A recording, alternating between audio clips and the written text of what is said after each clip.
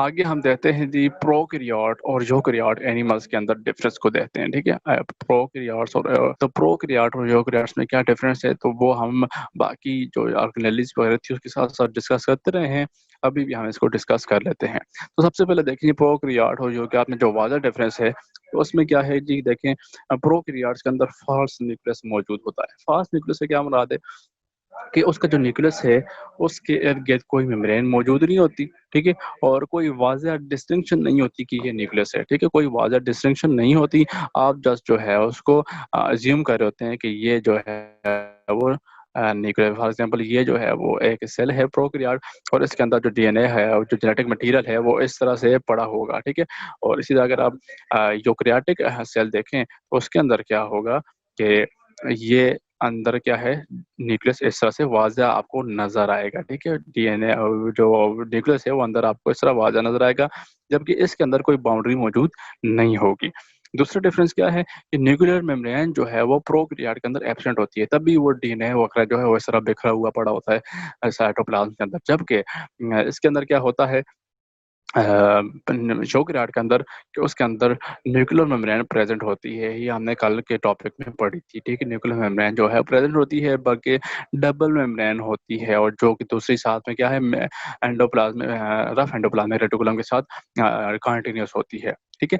आगे हम देखते हैं जी membrane bounded organelles are absent in prokaryote while present in eukaryote. कि membrane bounded organelles just like endoplasmic reticulum, Golgi bodies, mitochondria, chloroplasts like organelles are absent in prokaryote while these are present in eukaryotic animal cells, ठीक है। तो जिस तरह आपके पास organelles हैं Golgi bodies, तो इस तरह की ऑर्गेनेल्स जो हैं वो प्रोकैरियोटिक एनिमल मौजूद नहीं होती, जबकि वो मौजूद होती हैं यूकैरियोटिक के अंदर। तो हम ये भी कह सकते हैं कि यूकैरियोटिक सेल जो है वो पुराने हैं यूकैरियोटिक सेल से, क्योंकि जितनी सिंपल फॉर्म होगी वो उतनी पुरानी होगी और जितना कॉम्प्लेक्स फॉर्म जितनी वेल डिज़ाइन होगी उतनी नई होगी। इसके एग्जांपल आप इस तरह से ले सकते हैं, अगर आप जितना सिंपल मोबाइल देखेंगे वो उतना पुराना होगा और जितना जो है कॉम्प्लेक्स मोबाइल देखेंगे वो उतना नया होगा। इसी तरह जो सेल जितने सिंपल होते हैं उतने पुराने होते हैं और जितने सेल जितना कॉम्प्लेक्स होगा वो उतना नया होगा। अच्छा, तो मैं बात कर रहा था राइबोसोम्स की, तो प्रोकैरियोट्स के अंदर राइबोसोम का साइज़ छोटा होगा,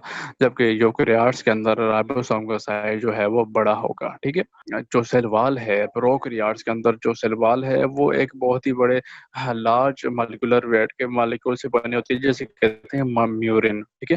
जैसे क्या कहते हैं म्यूरिन कहते हैं। और जो सेल वॉल है अगर प्रेज़ेंट हो प्रोकैरियोट्स के अंदर तो वो किसकी बनी होती है? म्यूरिन की बनी होती है। जबकि अगर eukaryotic cell just like plant और फंजाई जो है उनके अंदर सेल वॉल जो है वो सेलुलोज की बनी होगी प्लांट्स के अंदर, और फंजाई के अंदर किसकी बनी होगी? काइटिन की बनी होगी, ठीक है? काइटिन की बनी होगी। तो ये कुछ डिफरेंस थे प्रोकैरियोटिक एनिमल के अंदर और यूकैरियोटिक एनिमल सेल के अंदर डिफरेंस थे। उम्मीद है आपको ये समझ आए होंगे, ठीक है?